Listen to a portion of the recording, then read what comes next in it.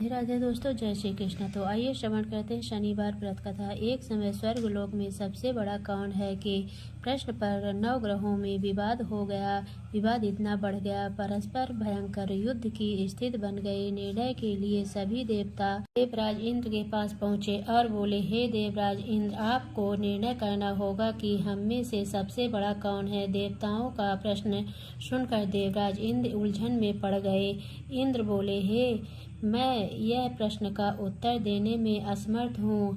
हम सभी पृथ्वीवासी उज्जैनी नगरी में राजा विक्रमादित्य के पास चलते हैं। देवराज इंद्र सहित सभी ग्रह देवता उज्जैनी नगरी पहुँचे। महल में पहुंचकर जब देवताओं ने उनसे अपना प्रश्न पूछा तो राजा विक्रमादित्य भी कुछ देर के लिए परेशान हो उठे, क्योंकि सभी देवता अपनी अपनी शक्तियों के कारण महान थे। किसी को भी छोटा या बड़ा कह देने से उनके क्रोध के प्रकोप से भयंकर हानि पहुंच सकती थी। अचानक राजा विक्रमादित्य को एक उपाय सूझा और उन्होंने विभिन्न धातुओं स्वर्ण, रजत, चांदी, कांसा, ताम्र, तांबा, शीशा, रांगा, जस्ता, अभ्रक व लोहे के 9 आसन बनाए। धातुओं के गुणों के अनुसार सभी आसनों को एक दूसरे के पीछे रखवाकर उन्होंने देवताओं को अपने अपने सिंहासन पर बैठने को कहा।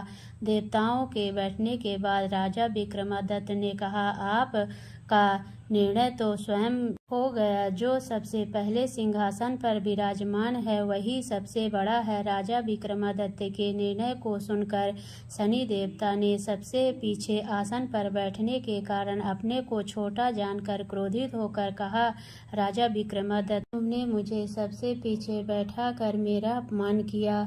तू मेरी शक्तियों को से परिचित नहीं है, मैं तुम्हारा सर्वनाश कर दूंगा।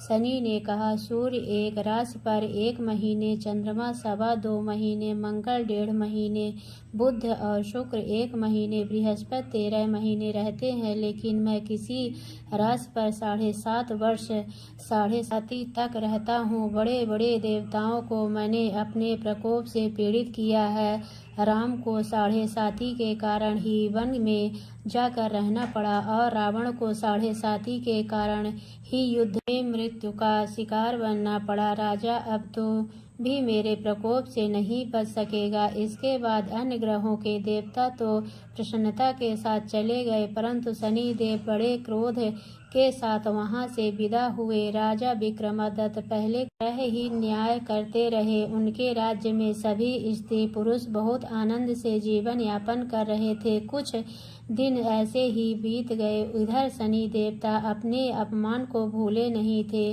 विक्रमादित्य से बदला लेने के लिए एक दिन शनि देव ने घोड़े के व्यापारी का रूप धारण किया और बहुत से घोड़े के साथ उज्जैनी नगरी पहुँचे। राजा विक्रमादित्य ने राज्य में किसी घोड़े के व्यापारी के आने का समाचार सुना तो अश्रुपाल को कुछ घोड़े खरीदने के लिए भेजा। घोड़े बहुत कीमती थे। अश्रुपाल ने जब वापस लौटकर इस संबंध में बताया तो राजा विक्रमादित्य ने स्वयं आकर एक सुंदर व शक्तिशाली घोड़े को पसंद किया। घोड़े की चाल देखने के लिए राजा उस घोड़े पर सवार हुए तो वह घोड़ा बिजली की गति से दौड़ पड़ा। तेजी से दौड़ता घोड़ा राजा को दूर एक जंगल में ले गया और फिर राजा को वहां गिरा कर जंगल में कहीं गायब हो गया। राजा अपने नगर को लौटने के लिए जंगल में भटकने लगा, लेकिन उन्हें लौटने का कोई रास्ता नहीं मिला। राजा को भूख प्यास लग आई। बहुत घूमने पर उसे एक चरवाहा मिला। राजा ने उससे पानी मांगी। पानी पीकर राजा ने उस चरवाहे को अपनी अंगूठी दे दी। फिर से रास्ता पूछकर वहां जंगल से निकलकर पास के नगर में पहुंचा। राजा ने उस सेठ की दुकान पर बैठकर कुछ देर आराम किया। उस सेठ ने राजा को बातचीत की तो राजा ने उसे बताया कि मैं उज्जैनी नगरी से आया हूँ। राजा के कुछ देर दुकान पर बैठने से सेठ जी की बहुत बिक्री हुई। सेठ ने राजा को बहुत भाग्यवान समझा और खुश होकर उसे अपने घर भोजन के लिए ले गया। सेठ के घर से में सोने का एक हार खूंटी पर लटका हुआ था। राजा को उस कमरे में छोड़कर सेठ कुछ देर के लिए बाहर गया। तभी एक आश्चर्यजनक घटना घटी। राजा के देखते देखते सोने के उस हार को खूंटी ने निगल लिया। सेठ ने कमरे में लौटकर हार को गायब देखा तो चोरी का संदेह राजा पर ही किया, क्योंकि कमरे में राजा के अलावा कोई नहीं था। सेठ ने अपने नौकरों से कहा कि इस परदेसी को रस्सियों से बांधकर नगर के राजा के पास ले चलो। राजा ने विक्रमादित्य से हार के बारे में पूछा तो उसने बताया कि उसके देखते ही देखते खूंटी ने हार को निगल लिया था। इस पर राजा ने क्रोधित होकर चोरी करने के अपराध में विक्रमादित्य के हाथ पांव काटने का आदेश दे दिया। राजा विक्रमादित्य के हाथ पांव काटकर उसे जंगल की सड़क पर छोड़ दिया गया। कुछ दिन बाद एक तेली उसे उठाकर अपने घर ले गया और उसे अपने कोल्हू पर बैठा दिया। राजा आवाज देकर बैलों को हाँकता रहता। इस तरह तेली का बैल चलता रहता और राजा को भोजन मिलता रहा।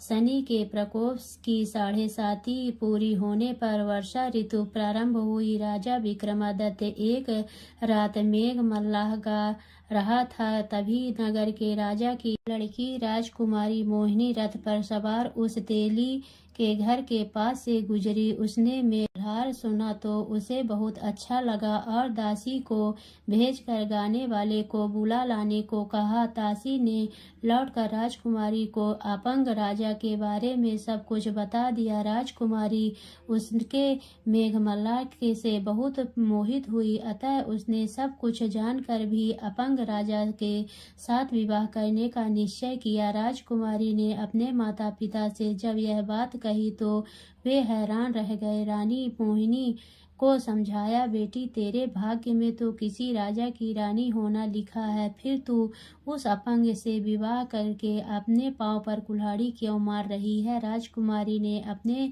जिद नहीं छोड़ी। अपनी जिद पूरी करने के लिए उसने भोजन करना छोड़ दिया और प्राण त्यागने का निश्चय कर लिया।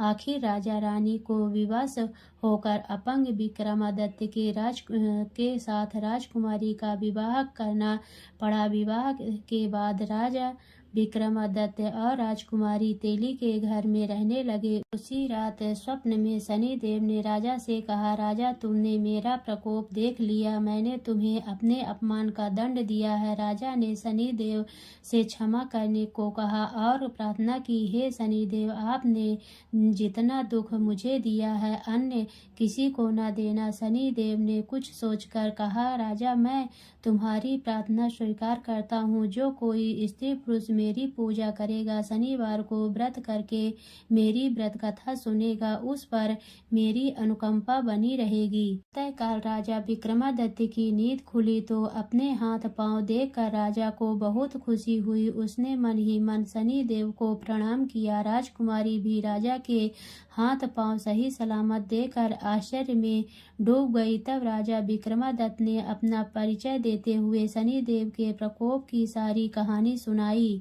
सेठ को जब इस बात का पता चला तो दौड़ते हुए तेली के घर पहुंचा और राजा के चरणों में गिरकर क्षमा मांगने लगा। राजा ने उसे क्षमा कर दिया, क्योंकि यह सब तो शनिदेव के प्रकोप के कारण हुआ था। सेठ राजा को अपने घर ले गया और उसे भोजन कराया। भोजन कराते समय वहां एक आश्चर्यजनक घटना घटी। सबके देखते देखते उस खूंटी ने हार उगल दिए। सेठ जी ने अपनी बेटी का विवाह भी राजा के साथ कर दिया और बहुत से स्वर्ण आभूषण धन आदि देकर राजा को विदा किया। राजा विक्रमादित्य राजकुमारी मोहिनी और सेठ की बेटी के साथ उज्जैनी पहुँचे तो नगरवासियों ने हर्ष से उनका स्वागत किया। अगले दिन राजा विक्रमादित्य ने पूरे राज्य में घोषणा कराई कि शनिदेव सब देवों में सर्वश्रेष्ठ हैं। प्रत्येक स्त्री पुरुष शनिवार को उनका व्रत करे और व्रत कथा अवश्य सुने। राजा विक्रमादित्य की घोषणा से शनिदेव बहुत प्रसन्न हुए। शनिवार का व्रत करने और व्रत कथा सुनने के कारण सभी लोगों की मनोकामनाएं शनिदेव की अनुकंपा से पूरी होने लगी। सभी लोग आनंद पूर्वक रहने लगे। शनिदेव जैसे आपने विक्रमादित्य पर कृपा की वैसे सब पर करना। तो बोलिए शनिदेव भगवान की जय।